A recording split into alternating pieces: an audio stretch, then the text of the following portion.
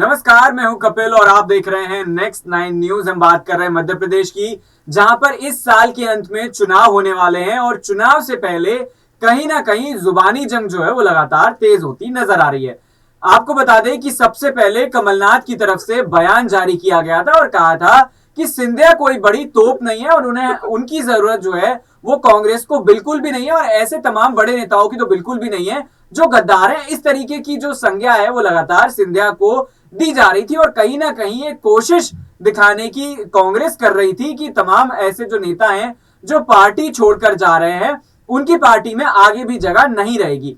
इसी दौरान अगर भारतीय जनता पार्टी की बात करी जाए तो भोपाल के तमाम जो बड़े विधायक हैं और जो शिक्षा मंत्री हैं उन्होंने आरोप लगाया है, निशाना साधा है कमलनाथ पर और कहा है कि जो उनकी 15 महीने की फ्रस्ट्रेशन है सरकार ना चला पाने की, और जो सरकार 15 महीने उन्होंने चलाई उसमें तमाम तरह के ऐसे मुद्दे थे जिसको लेकर कोई हल सरकार नहीं निकाल पाई थी। क्या कुछ कहा है उन्होंने, हम आपको बताते चलते हैं। 15 माह की सरकार हटने का फ्रस्ट्रेशन है और इस सरकार में भ्रष्टाचार, अनाचार और अत्याचार जबरदस्त तरीके से हुआ, ये कहते हुए नजर आए उच्च शिक्षा मंत्री कैलाश सारंग। और आगे उन्होंने कहा है कि 15 महीने में मध्य प्रदेश में कानून व्यवस्था पूरी तरह से समाप्त हो गई थी। गरीबों की योजनाओं की अगर बात करी जाए तो वो भी पूरी तरीके से बंद कर दी गई थी। चिकित्सा शिक्षा मंत्री विश्वास कैलाश सारंग की हम लोग बात कर रहे हैं। उन्होंने कहा कि कमलनाथ सेठ हैं, धमकी देना और दबाव बनाना उनकी आदत है। उन्होंने कहा पहली बार नहीं है, कमलनाथ हमेशा इस तरह अफसरों पर दबाव बनाना चाहते हैं। लोकतंत्र में जिस तरीके से कार्यपालिका और न्यायपालिका का अपना दायित्व और कर्तव्य है, इस तरह दबाव बनाकर कमलनाथ अपना फ्रस्ट्रेशन उजागर कर रहे हैं।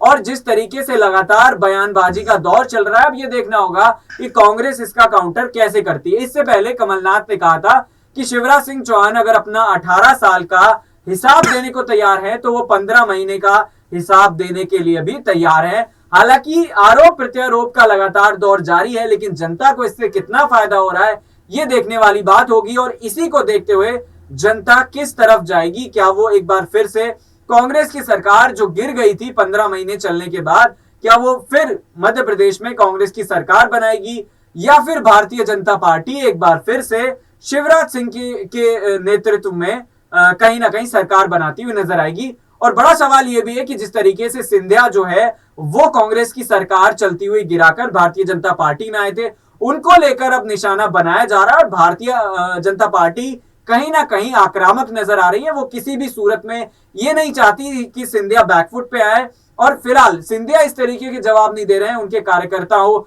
या फिर बड़े नेता हो, विधायक हो खासतौर पर, वो बोलते हुए नजर आ रहे हैं। आपका क्या सोचना है? क्या ये जुबानी जंग सिर्फ सिंधिया को नीचा दिखाने के लिए की जा रही है ताकि चुनाव में जिस तरीके से वो एक्स फैक्टर निकलकर साबित हो जाते हैं वो ना हो और ग्वालियर से लेकर तमाम जगह उनकी हार हो जाए, ऐसा कांग्रेस चाहती है?